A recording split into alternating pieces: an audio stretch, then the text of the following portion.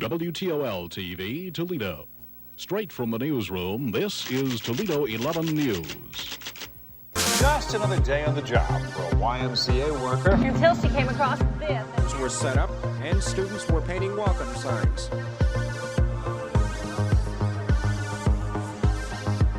It wasn't quite the thrill of the open road, more like the parking lot of Perrysburg Commons. It will make its debut on the Just about the only event making news today. 2,000 carryout orders were handled. Welcome into the WTOL 11 Vault on Plus with Dan Cummins.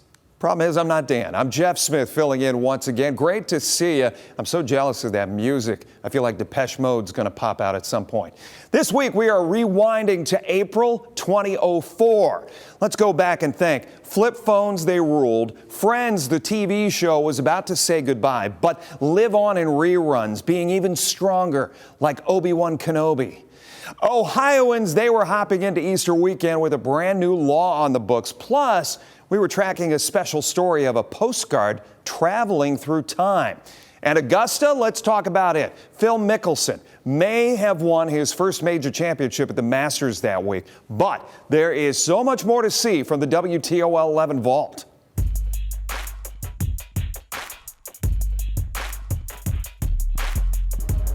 In September of 1922, Roscoe St. Meyer sent this romantic postcard from Berea, Ohio, to his wife Almada in Port Clinton. Hens fanatic Pam Cantak was buying hats today. She just can't wait for opening day. Before you even consider getting a concealed carry license, you need to pass the 12-hour training course. It's a block party for the new millennium, a ministry reaching out with food, games, and music.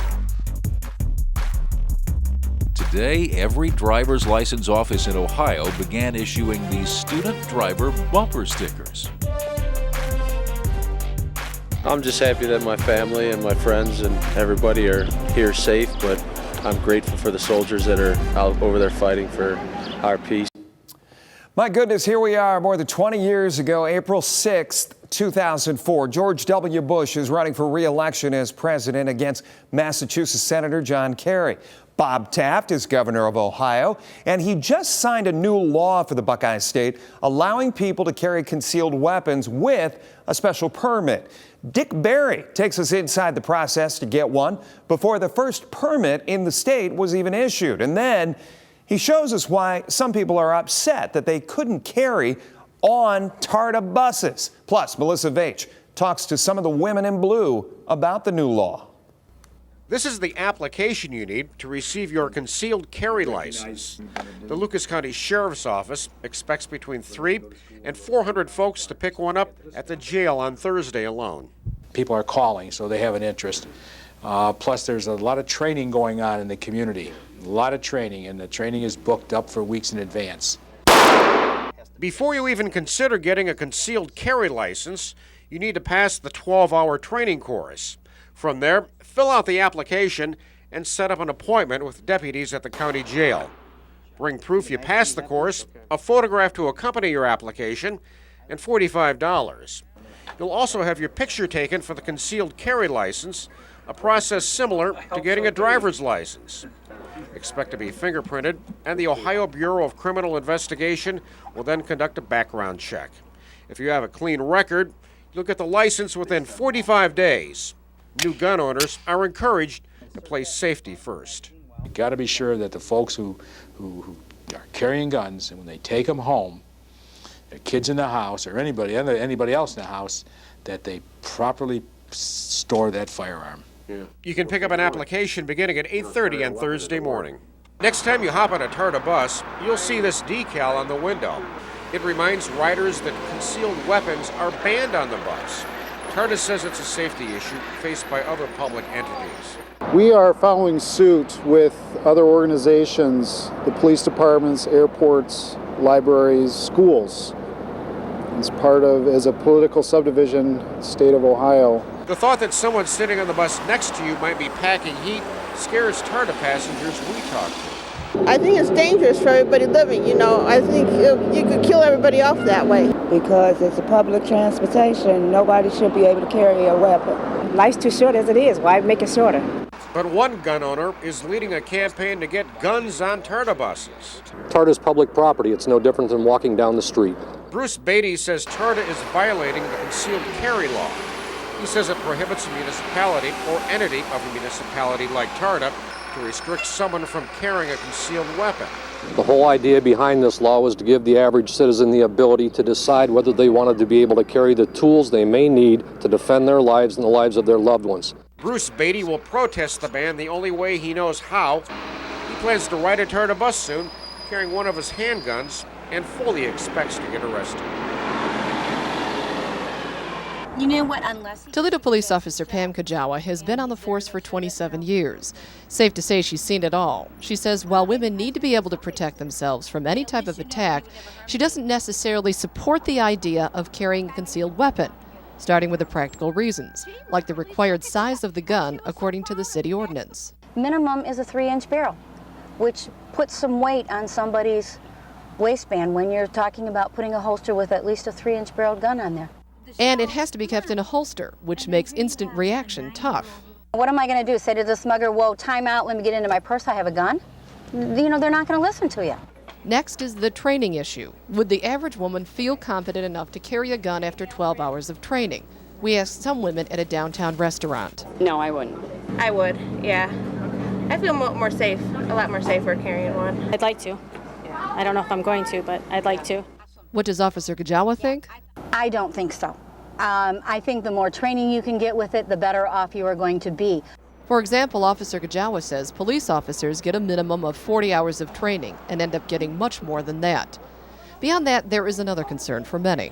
A lot of people have kids, and a lot of people don't know how to lock their guns up and stuff, so I don't think it's a good idea. So, a plea. And when you buy that gun, the next thing that you buy with that gun in that holster is a gun lock. By that time, those cassette tapes in cars had pretty much been replaced by CD players, and drivers might have been listening to the Billboard Top 100's #1 song of that week, Yeah, by Usher, featuring Lil Jon and Ludacris. You know that song, Yeah, yeah, yeah, yeah, yeah. It just kept going on and on and on. But Rachel Fanner, she shows us even high school students knew not to get behind the wheel if they were indeed tipsy, which makes reference to a song by Jaquan, which was also in the Hot 100. And Jim Taylor breaks down a new way to identify new drivers. It looks really, really bad. Each year, school leaders try to drive home the message that drinking and driving don't mix. This mock accident at Northview High School last year showed just how long it takes to cut victims out of a car. And Mothers Against Drunk Driving continues to push for stricter drunk driving laws. But students at Anthony Wayne High School aren't sure the message is getting through to their peers. There's definitely that feeling of like being invincible because you're young and that nothing can touch you. And I think that a lot of times those campaigns, those posters, things like that are almost just a thing that's laughable for kids, like for some kids at least. There are those who totally are against it and everything, and then there's the people who, regardless of whether or not they've gotten in trouble with it before, they'll still go right back to doing it over and over again. And they say, unfortunately, it often takes a tragedy for teens to change. It's the actual experience or tragedy that touches them in their own lives, and that's generally the only time I've heard of people really turning their lives around or stopping what they're doing. Dustin Schmidt knows about the realities of drinking and driving all too well. When I was in 4th grade, my dad was hit by a drunk driver and was killed, and my mom's actually part of it, MAD. He says it influenced his decision not to drink, but he knows other teens do drink and drive, and some of the teens we spoke with have seen it. I've been in situations where other people are leaving places and getting in the car, and it's always been a concern for me because I know how much risk there is involved with that. One consolation is there are teens who step in when they see someone who is intoxicated in hopes of preventing something like this. I've seen other people do it. Yeah. They'll step in just because like they're just being a friend, like they're worried about you, and so they'll step in. Pull up, make sure no one's coming. Make sure you stop. About 15 times a day, Amy Bolt takes a pretty big risk. That's how many times she climbs into a car with a rookie driver. Amy is a driving instructor. Teenagers like to think it's easy. We're going to take a right. But then they realize once they get behind the wheel of the car, it's not as easy as they thought. Plus, if they make a mistake, it's better that the people around them know why they're making mistakes. That's why the cars Amy students drive never leave the lot without a sign like this one. And soon you'll be seeing more of these. Today, every driver's license office in Ohio began issuing these student driver bumper stickers. Now, anybody who wants a temporary license also has to buy one of these stickers. They're $1 extra. You have to buy it, but you don't have to put it on your car. Students can choose whether they want to display the sticker or not. Soon-to-be 16-year-old Stephen Latimer says he won't. I don't know, it looks goofy. Now, you gotta watch for these people here turning left. Driving instructors like Amy Bolt hope parents will insist their teenagers use the stickers. There's a message here, she says, for all the rest of us on the road. That way maybe they'll stay further back so they understand that, they're just learning. Jim Taylor, News 11. Well, listen to this. In April of 2004, Walmart's stock price closed at just over $19 a share. Just for reference, it's around $83 a share today. And Bowling Green's location was looking toward the future in 2004. In fact, the company planned to demolish the store and rebuild it in the same spot. Jocelyn Mose has the story. The plan is to bring a bigger store to Bowling Green. If that happens, this Walmart will be demolished and a Supercenter will go up in its place. It's a one-stop shop for a lot of things, especially if it goes to Super Walmart, so we'll be happy for that. Yeah, I think they definitely have better prices than a lot of the stores in the area. Just a big selection. And with the Walmart Supercenter, the selection would be even bigger. The store would house an expanded grocery section similar to this one in Adrian, Michigan. Bowling Green shoppers are thrilled. I think that'd be great, especially in the college town, and be so convenient with the groceries and just everything all in one place. You wouldn't have to make a bunch of stops. And with many stores like this Kmart now sitting empty on the south end of town, many people say that a Walmart Supercenter is just what Bowling Green needs. In fact, many people say they drive the extra mile just to come here. We certainly will be happy to have a grocery store on this end of town since we live south of here. Better shopping because they need more stores on this end of the town. And city officials agree. They say they'd rather have Walmart rebuild than go elsewhere and leave another empty store on the south side of town. That plan, that's just what happened. Walmart built a new store which would include a grocery on the same piece of land at South Main Street and Gypsy Lane Road. The original Walmart remained open until the new Super Walmart was ready for business, and then crews tore down the old one. You know, kind of like what they did when they put up Great American Ballpark in Cincinnati, right on top of the old Riverfront Stadium. Easter is a time of reflection, a time for family and faith, and a time to come together as a community.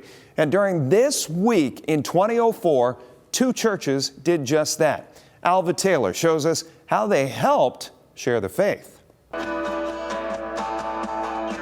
It's a block party for the new millennium, a ministry reaching out with food, games, and music. We feel like we're going to be held more accountable and we're more responsible to reach out to the city of Toledo and love unconditionally as Jesus would do. Serving God's fun. Being a Christian's fun. And a faith that is seeing more than its share of good works from 2 churches miles apart on the map. Cedar Creek with its building in the suburbs, Solid Rock Assembly of God with its base in the central city. The 2 congregations joining forces to put on events like this one to offer a helping hand with the written word. We all supposed to get together and help one another. If it's a church and got love in it, we help one another. We just feel like it's part of fulfilling the Great Commission Jesus talked about and just loving our community. And in hard times, helping religious leaders show their members, old and new, a path. And so it's good for fellowship between the people that attend both of our churches, as well as for the community. And we're able to reach that many more people and to show them the love of God. And show that it's not just one church, but it's a whole bunch of little different churches, but it's one church. Praise the Lord. Alva Taylor, News 11. As we continue this trek back in time, Easter of 2004 came up on April 11th. And on that day for WTOL 11, like so many others, it was off to church as our troops fought in Iraq on Easter Sunday. Alva Taylor also takes us to the Living Cross as the film The Passion of the Christ remains popular.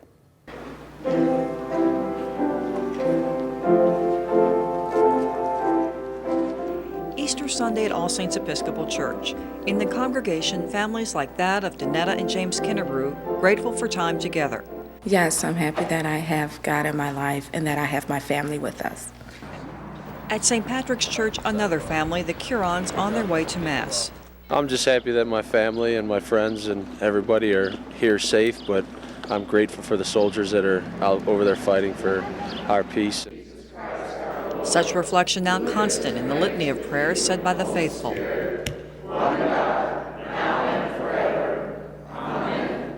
And as the clergy and laity make their intercessions, a renewed sense of the spiritual in uncertain times. Yes, they certainly are, and they're finding new depth in their relationship with God. I think in times of like we have right now with Iraq and all the other issues that exist throughout the world, I think people come together, and I think their faith increases during these times. I think it brings to home what you grew up with in your spirituality, whatever faith you have. I think when the times are hard, you look to the Lord, and when the times are good, you rejoice with Him.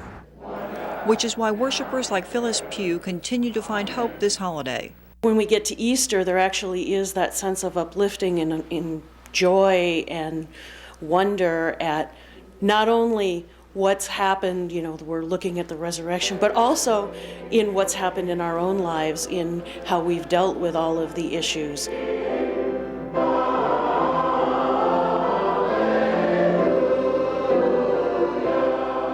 The crucifixion of Christ is coming to life in Sylvania.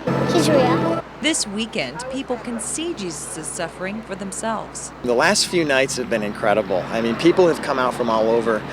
People that knew about it are coming to see it, and people just driving down the street are seeing it and just stopping. Some take pictures, others sit in their car and pray. Many bring their family. I seen the Passion of the Christ, and I thought I'd come out here to take a look at this, see what this was about, and let the kids see it so they could see what it's like. The kids gotta learn about Jesus because He died for us. Since the movie has been out, we've seen a lot of people that have wanted to, maybe that haven't been around church in a long time, wanting to come back, people that are seeking coming to church. Tonight, some of those people found their way to the Living Cross. One gentleman that was just here a few minutes ago came up and just started looking at Jesus on the cross and began to cry and began to weep. And we just went over and started talking to him, and we were able to minister to him and pray for him. 2004 marked just the third year for the Toledo Mud Hens at the new Fifth Third Field. The stadium brought more people to downtown Toledo, and businesses were still feeling the excitement. Jonathan Walsh reports on just how they were getting ready 21 years ago. Mud Hens fanatic Pam Kantak was buying hats today. She just can't wait for opening day. I'm bringing 10 people down with me tomorrow, so when we've been waiting for, we ran a big contest at work, and so the winners will get to come. You have extra larges? Businesses like the Swamp Shop are hoping fans like Pam and her group come pumped up about the start of the season. Very excited. We're going to stock the store as much as we can, and we'll be packed in here, but we're excited to have it. There are new jerseys, new stackable dolls, and even chicken hats. Some of the fans may be wearing those hats after all the beer that's being packed into downtown bars near the field. We're nonstop busy. Got deliveries coming in back to back. I don't even have enough time to sit here and talk the news. The Emporium had more food brought in and its stage built today just in time to hit the crowds. This is by far going to be the busiest day I've ever experienced. The competition for fans will be fierce. The Bronze Boar across the street from Emporium will be open at 9 o'clock in the morning. There's food specials, drink specials. We're really gearing up for the weekend. John Orr owns the place and says the ballpark is a home run, not only for bars, but lots of places. It brings a lot of people that wouldn't otherwise be downtown, so it's a big boost for the city as a whole. Pam says it's time for a downtown baseball boost. We're ready. It's going to be fun this year. Hey, if you like that story, check out another episode of the WTOL 11 Vault. We already did a full breakdown of the move from Ned Skelton Stadium in Maumee to the first ever game downtown. Check out Opening Day Vault special now on WTOL 11 YouTube channel. Finally, on this week's Vault, we're talking about a rare find. Nowadays, we mostly communicate through text or online, and you may go months without sending anything in the mail. But during this week in April of 2004, a postcard found its way to its intended recipient. At face value, there's nothing unusual, but this parcel was sent before the first electric razor, before frozen foods, and before the first pictures on television. Dick Berry shares the story. In September of 1922, Roscoe St. Meyer sent this romantic postcard from Berea, Ohio, to his wife Almada in Port Clinton. On the back, you can barely read Roscoe's cryptic message to Almada. Dear wife, well, got here all okay. Everybody glad to get the lunch. Thought it was fine. Not much doing today, no races yesterday. So did not miss anything. Will write more when I hear from you. But nobody knows if Almada received the card. It turned up a week and a half ago, 82 years later, at the Port Clinton post office. I figured that maybe some collector might have had it and somehow it got in the mail stream. Kay and her co-workers asked the local newspaper to run an article on the postcard. The St. Meyer's granddaughter stepped forward with some information. I have a stack of postcards that I have collected. And Pat says she got the cards from her grandparents, who wanted to throw them away. She kept them for sentimental reasons and noticed the cards Roscoe sent Almada came from every corner of Ohio. All these cards have different postmarks. I don't know what he did, but he traveled a lot. Roscoe and Almada St. Meyer are both dead. They were parents to 10 children, yet weren't really considered the affectionate type. Whatever Roscoe did for a living, why did it take so long for the postcard to reach Port Clinton? We still don't know. Adding to this mystery, a sentence written in blue pen across the back of the card. I met her at my mailbox. Lucky me, John. So who's John? Who's her? The mystery of this tattered postcard continues. A lot has changed since 2004, but looking back to a time when a bunch of bananas was just 33 cents a pound, you can still spot the roots of today's big debates and everyday moments. We leave you with this. Charlie Oppenauer, he was Toledo 11's chief meteorologist from 1979 until his retirement in 1994. He and his wife, Betty, sent a Christmas card to Steve Hartman in 1985, but it took a few months to arrive. Have a great day, and join us next time as we dig up more hidden gems from the WTOL 11 Vault. More than 1 million letters make it through this maze every day. But every once in a while, something goes wrong. I just got this card in the mail yesterday. It's from Charlie Oppenauer, in fact, and that's fine, Charlie. Only thing is, right now, I'm not in the Christmas spirit. But Charlie says he mailed it ages ago. So where's my Christmas card been the last 4 months? Each letter that may go astray has a story behind it, and we can tell the story. They tell me my card could have spent Christmas underneath one of these letter sorters, so just for curiosity's sake, we wanted to see what else is underneath here. Very dusty rubber band. A computer forms and accessories catalog. Another computer forms and accessories catalog. Those are easy to lose, I guess. And a lot of dust, but no cards.